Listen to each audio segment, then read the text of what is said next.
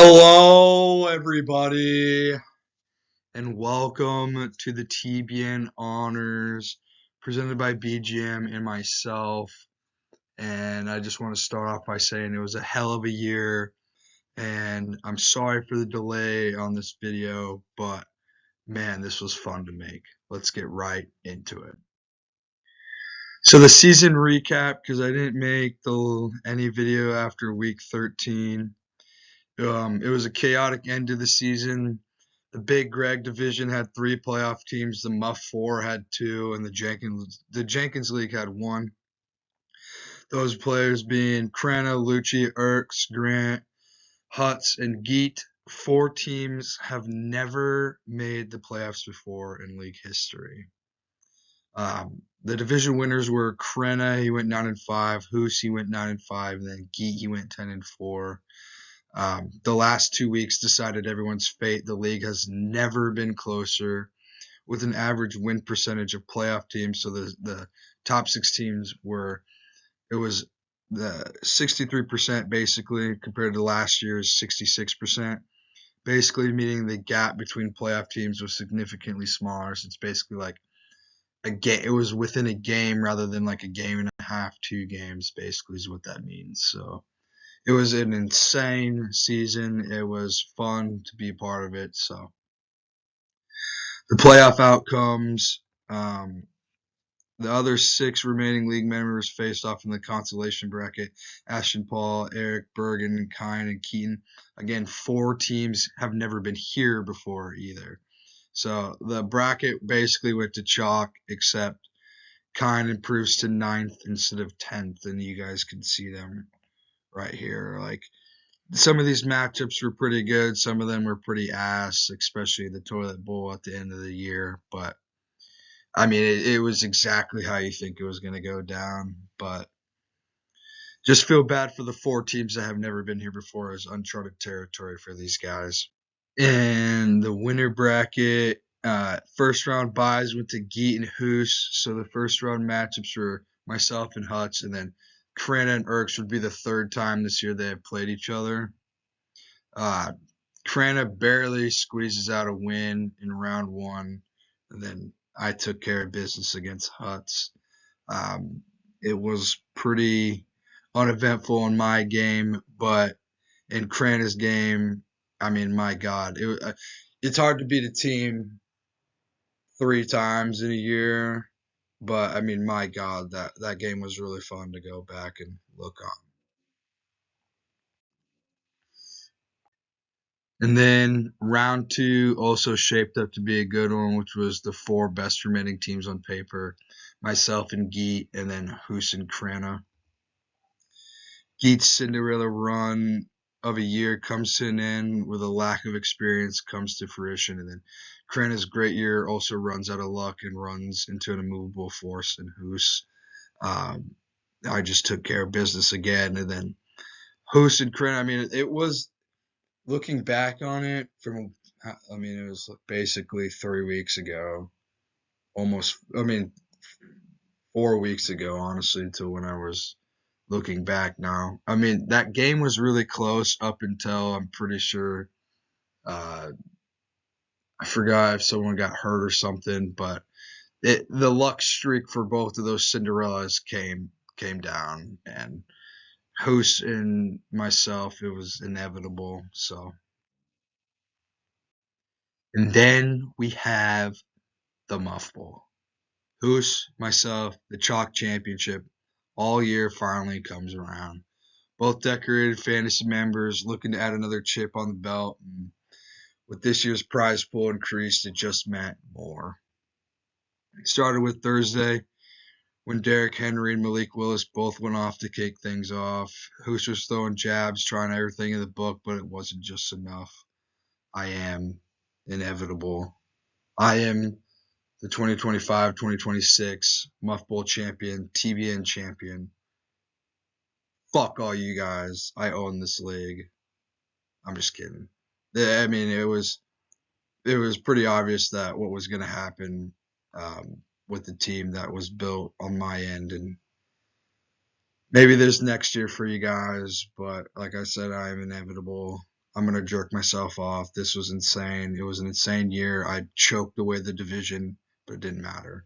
Who's worthy opponent? I mean, if there was any other team in front of you, you would have won in any given week. But it's just how the cookie crumbles. I'm already on to next year. I'm sure all you guys are too. But that being said, I am the Muff Bowl champion. So here are the final standings. Myself at 1, Hus at 2, Gita at 3, Corinna at 4, Erks at 5, Huts at 6, Ashton at 7, Paul at 8, Kine at 9, Eric at 10, Berg at 11, then Keaton rounding out the 12th spot. A disappointing year for everyone that finished in the bottom 6. An intriguing year for everybody that finished in the top 6. Okay. This is what you guys are watching for the last 6 minutes. The honors. And this is in order of how we're going to do this. We're going to start going down this way, and then we'll go over here. All right. So we'll go by the best team, the worst team, the rookie of the year.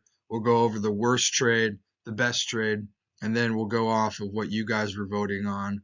The worst waiver edition, the best waiver edition, the fantasy goat, and then these were ones that I picked out: the worst matchup, the best matchup, the nail biter of the year, and then you guys voted on these last 4 again: most improved manager, the team name of the year, the Greg Award, and then the Muff Award.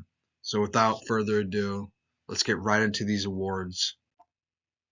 Okay, the best and worst teams: Keaton, terrible; Geet, amazing. I mean, Keaton, this was uncharted territory for you. I mean, you were a 2-time conference champion, or 2-time conference champion appearance, the Benson Bowl, and then you just have the worst year of your life, and I just feel awful for you.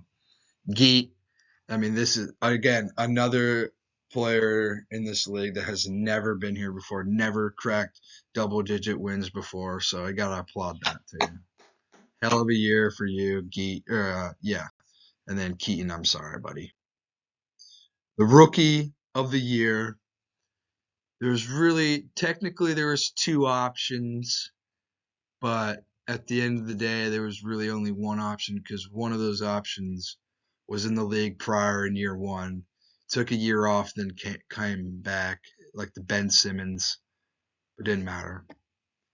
It's Oily Enjoy. It's Kyan. I mean, it was obvious. Even though his year pretty much sucked, the last 3 weeks of his season were very promising and shows what kind of fantasy manager he is.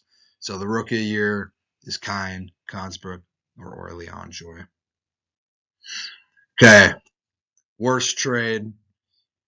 You can see it right here. The context behind this was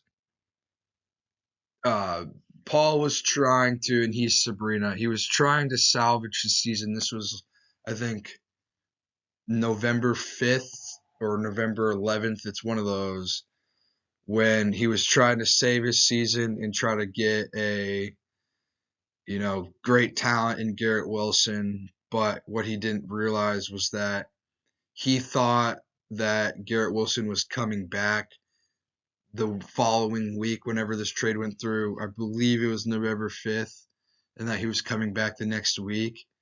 But he wasn't. He misread it, and he traded away DJ Moore, Jalen Nair, and Keon Coleman for basically Garrett Wilson because De'Ami Brown, I mean, never even saw. I mean, that dude's dead. He was terrible. I mean, dropped him. I mean, awful. But, I mean, the context of this trade is fucking terrible. There's no value here at all. Garrett Wilson died, and then the 3 of them ended up not doing anything except DJ for a week and a half. So in my eyes, this was the worst trade. I'm sure you guys probably disagree. I know Paul probably disagrees, but the context of it, he traded away 3 players for 1 player that was injured and out for the rest of the year. So in my eyes, this is the worst trade. Okay, now the best trade, it involves one of the 2 players that we just saw. It was Derrick Henry, Justin Herbert, DeAndre Swift, and DJ Moore for Travis Etienne, Justin Jefferson, Bucky Irving, and J.J. McCarthy. This was an absolute barn burner. This was the trade that happened the week before the worst trade for Paul, basically. This trade basically sprung his season into action and actually was trying to salvage it.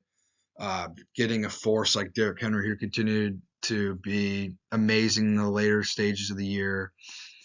Justin Herbert was a really good fantasy addition. DeAndre Swift was really good at the end of the year. Then obviously DJ Moore was pretty good for like 1.5 weeks to 3 weeks out of the remaining 6 weeks of the season.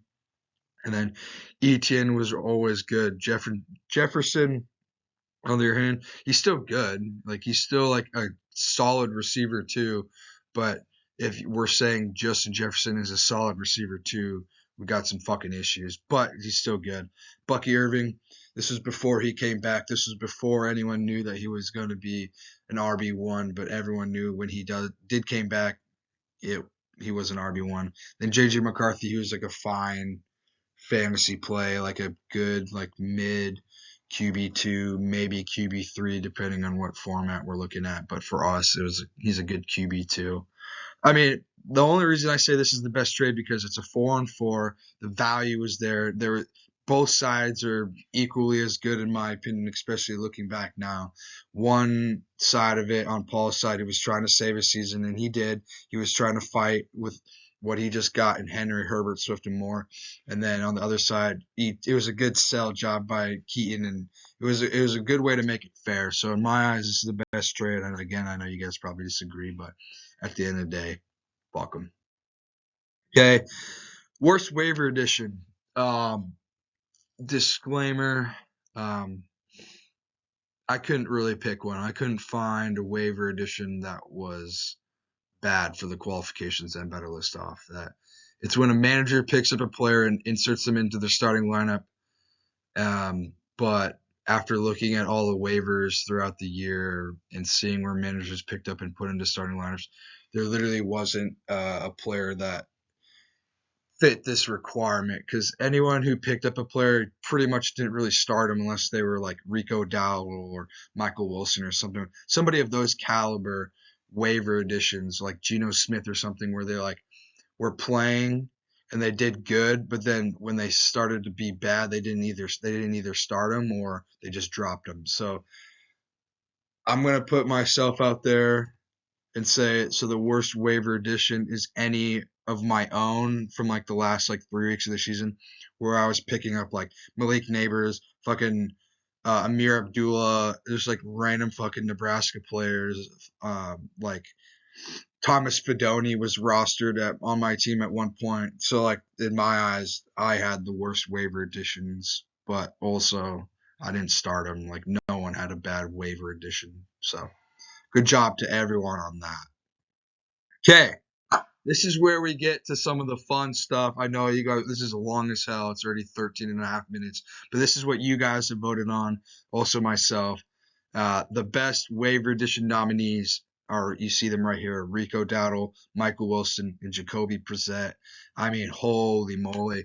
These guys came in off the waivers basically, were never really drafted. I think all three were drafted technically, but they were all dropped within like 2 weeks or so, and then they were picked back up and for a good cause. But after all the votes and after everything, all things considered, with 7 out of the 12 votes, the best waiver addition in TBN was Rico Dowdle. I mean, how could it not be? I mean, this dude for like 5 weeks straight was putting up 20 plus points. I mean, it completely salvaged Krenna's season. He initially drafted him, dropped him when he realized Chuba was a dog, and then Chuba gets hurt, and then Rico Dowdle comes in, back-to-back 33-point weeks, and then like 3 weeks after that was 20 plus, and then every week after that was like a good 12 to 15 points a week. I mean, a really consistent starter in a deep 12 man league. So I mean, this was easily in my eyes the best, but apparently for you guys as well. So I'm very appreciative of that. So without further ado, congrats to Rico, congrats to Crane on that edition, and let's get right into the next one. Fantasy Woe nominees: Jettas, Kamara, Brian Thomas Jr. I mean, these guys were drafted so high, all within the top 40, and they all finished basically way far. So Jefferson, he was a projected receiver too. He finished, I think, like, I forget the number, but really far down there. I'm looking right now. The Kamara, he was drafted like 30 something overall. Um, he finished like RB terrible. So, okay, Jefferson was the pick 4 in our league, projected receiver 3. He finished receiver 25. Kamara, pick 39, projected RB 9 through 10, and then finished RB 45. I mean, that's fucking awful. Brian Thomas Jr., pick 20, projected receiver 5, and then finished receiver 44. So, I mean, that's just fucking awful. I mean, I don't really know what else to say on that besides he's terrible. And I think we all know the winner, but after all the votes, after all 12 votes, with, I believe, with 8 of the 12 votes, your fantasy vote, Brian Thomas Jr. Fuck this guy. Fuck everything he stands for. Fuck Shane Waldron. Fuck everything this guy ever did this year. I mean, he was an absolute terrorist. He was my sleeper pick last year in this league. I ended up trading him away, and he goes out and he's a fucking animal. He was a dog. And then now this year, everyone was like, oh my God, Brian Thomas Jr. is going to be so fucking good. I mean, everybody was saying that. I was saying it. Everyone was saying it. And he goes out and takes a shit on everyone who ever said that. So fuck this guy. I will say the last like week and a half, again, he did finish pretty good. But does not fucking matter. This dude is a terrorist. He should blow up and explode. Okay. Fantasy GOAT nominees. Basically, again, it's where they were drafted in this league, the yearly projections, and then compared to where they were projected to finish to where they actually finished. You have Javonte Williams, Drake May, George Pickens. Now this was one of the closest votes in the league. It was a neck and neck, and it was really tough to vote on all these because George Pickens, he was pick number 64, projected receiver 26. He finished receiver 4. Insane. Drake May, pick number 72, projected QB 15. So like basically like right in the middle. Finished fucking QB 2. Insane. Javonte Williams, pick 106, projected RB 25, finished RB 10. Insane. Everyone was counting these guys out, and without further ado, with over 6, he got 6 of the 12 votes because other people got votes, but this guy got 6 votes. The fantasy GOAT of the TBN league is Drake May. Drake May. I mean, I was shocked when I found this out when I looked back at the forum. I mean, but when you play in a super flex league and there's 12 guys and you draft this guy so late, pick 72, Dylan Erks hit a fucking home run. Attaboy. Way to go. Way to be. Drake May. I mean, finishing QB2, that's just insane. I mean, like, my God. So he's your fantasy GOAT. Everyone voted on him. He got 6 out of the 12. Everyone else got 3. But congrats to him. Okay. Worst matchup of the year. Before I show it, I want to say both of the worst matchup and the best matchup happened in the same week. And this matchup right here might be the most disgusting thing I'll probably ever put up on your guys' screen or whatever you're watching it on. Well, so without further ado.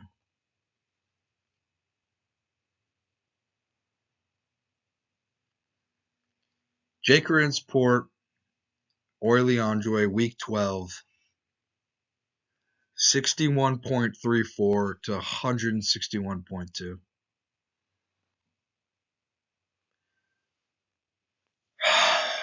99.86 point differential. One of these won the fucking division.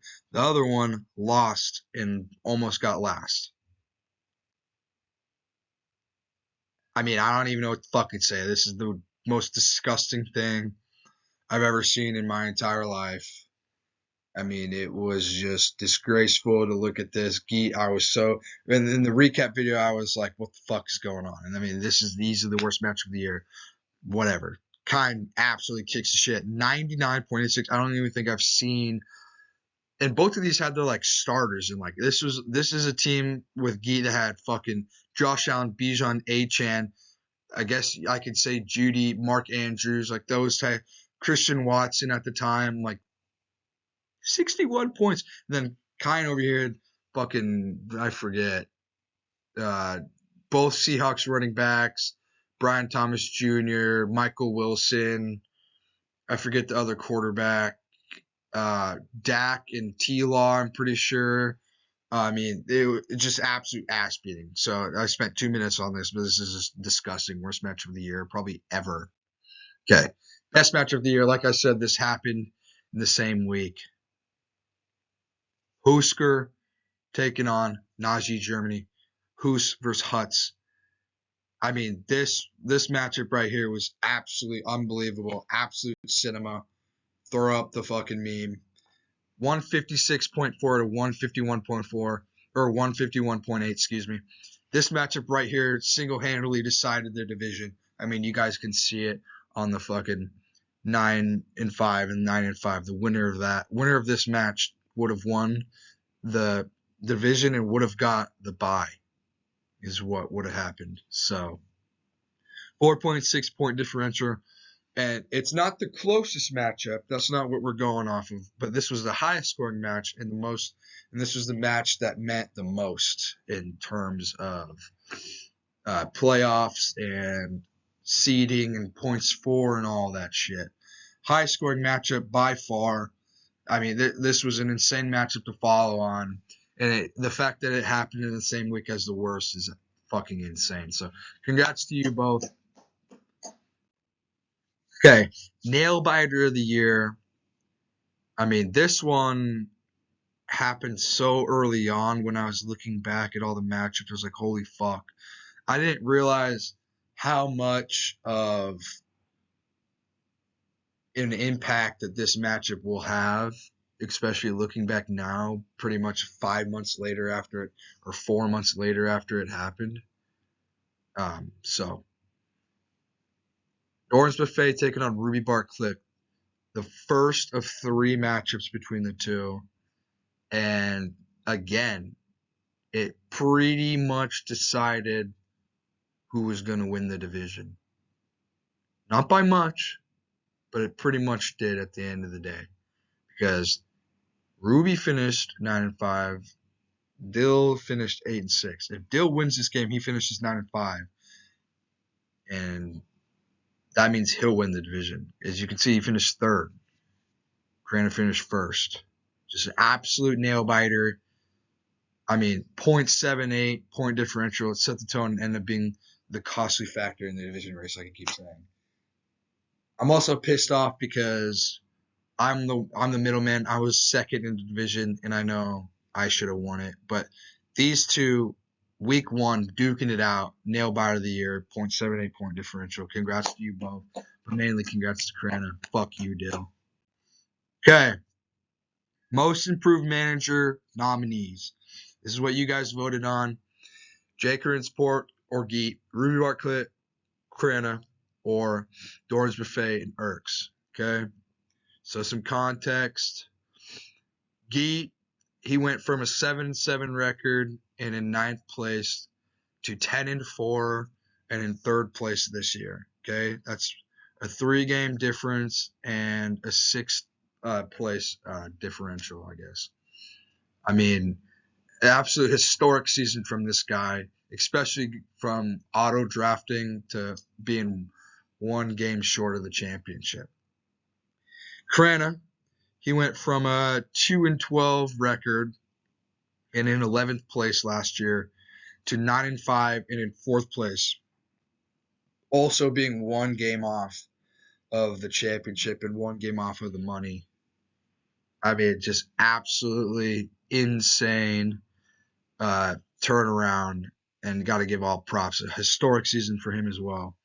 And then Erks, he went from a 5-9 record last year and in 8th place to 8-6 and in 5th place. I mean, again, 2 games off of the title, 1 game off of the bye. I mean, just he's never made the playoffs. These 3 teams right here have never made the fucking playoffs before. Not even last year, but a year and 2 years before. So you guys all voted. I know the winner. I've already congratulated the winner. So with that being said, the most improved manager of the 2025-2020, fuck that. The most improved manager ever, Crana. Rudy Bart clap it up. I know I just fucked that up, but I mean, he got 11 out of the 12 votes. It was a fucking 95%. All Ruby, all Bart, all Clit. Congrats to Crana. Absolute fucking turnaround. I mean, it was just an insane year for you. A cupcake year in the eyes of me. This was also a year where I counted you out and I absolutely disrespected you, and you proved me wrong. You beat my ass twice. You won the division. So, congrats to Crana. Yeah. Getting into the fun stuff. Okay. TBN name of the year. This is what I fucking had you guys do from the fucking right at the start.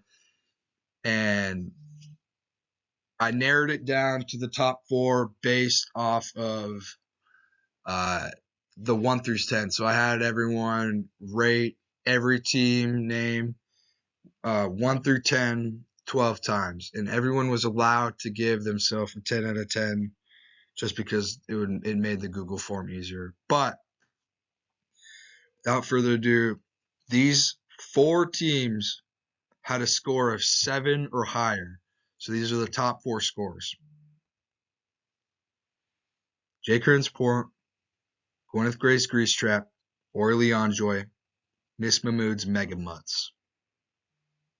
An insane lineup for anyone that knows who we are and what school we went to and all that garbage. Jay Kernsport, hell of a fucking name. Gwyneth Grace Grease Trap, my own.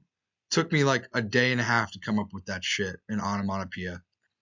Orlean Joy, I knew Kine was gonna come in with some fucking bazooka with some fucking big guns in this league, and he goes out and fucking drops a dime in the name of the year contention. Then you have Bergen, always fucking coming up with some funny ass name. Miss Manu Mega Mutts. I mean, we got 2 Enjoy names here basically, 2 Mahmoods, the son and the mother, but one name prevails all. You guys all voted on this. I need that to be clear.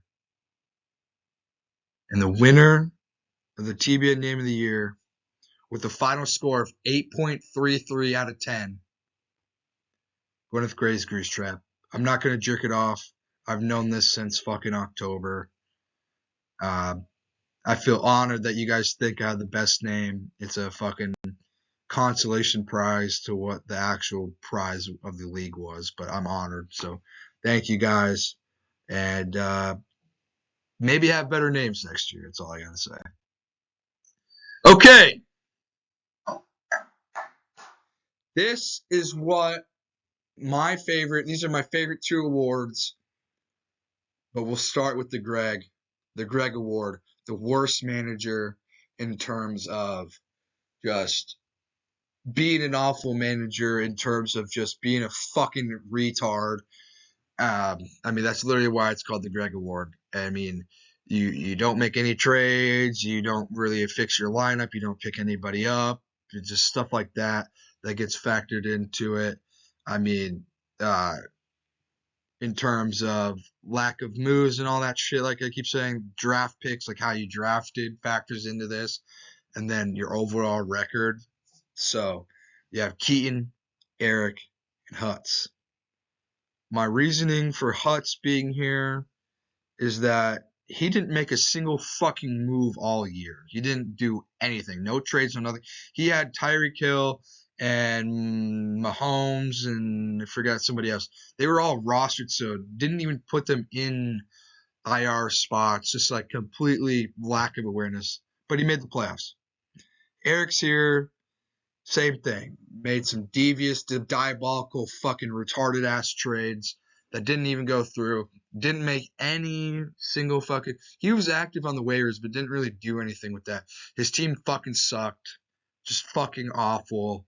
Keaton, same exact story. He tried. He tried to fucking make some moves, but the moves that he made backfired entirely.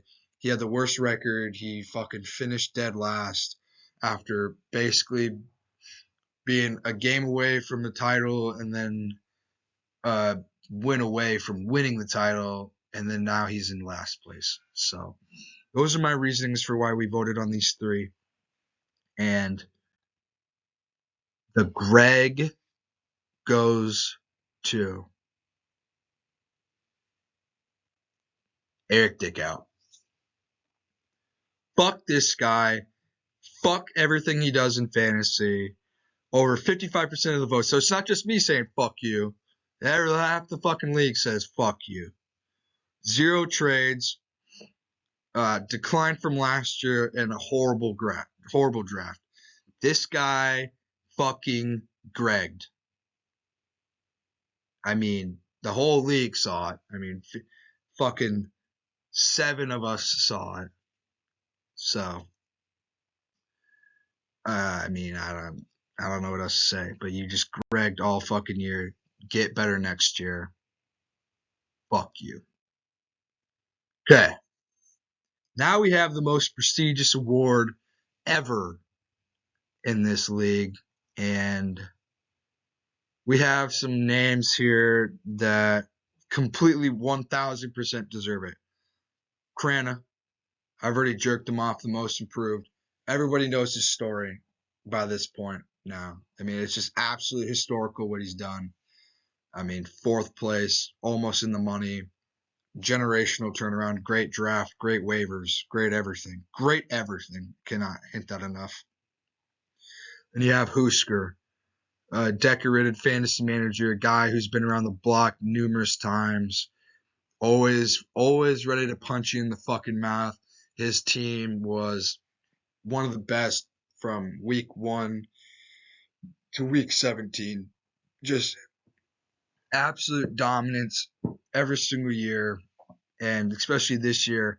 Great draft, great waivers, always on top of it. I mean, the second Adam Schefter or somebody would post at fucking 6 a.m. that somebody was going to be out or traded or anything like that, he would pick him up at 6:01. That's how good of a fucking manager he is. That's how insane of a manager he is. So who's easily could win this. Crana could easily win this. And then myself, I'm a 2-time champ. I made the most trades. I made the most moves. Everybody knows why I should be here. I need to say this again. You guys all voted on this.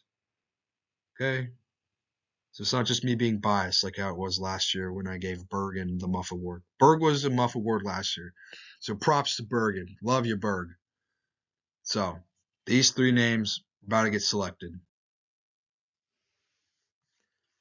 And the Muff goes to Gwyneth Gray's Grease Trap. God fucking damn it. Over 58% of the votes, 5 trades, most waiver pickups, most point scores. And I need to highlight this. I didn't break any fucking rules this year. I followed it by the goddamn book. I asked the league every time if I could approve, decline, everything. I followed it by the book. I was a little good boy. I need to reiterate, 7 out of the 12 votes were to me. So no one can bitch and complain. Democracy, again. This is the most ethical year of myself, and I still came out on top. and the two most prestigious fucking awards in this league. I don't want to keep jerking myself off. I want to remove myself. Look at this beautiful, handsome, delicious person on the screen. I want to thank everyone who participated in this league. I want to thank everyone who contributed. I want to thank you all for doing this and letting me do what I do, make all these videos, all the feedback, all the insight, all the fucking drama, all of it. I want to thank you all, and I can't wait to go into 2026 to the 2027 year to do it all again, even higher stakes. And with that being said, good night, good evening, good morning. I love you all. Good night, everybody.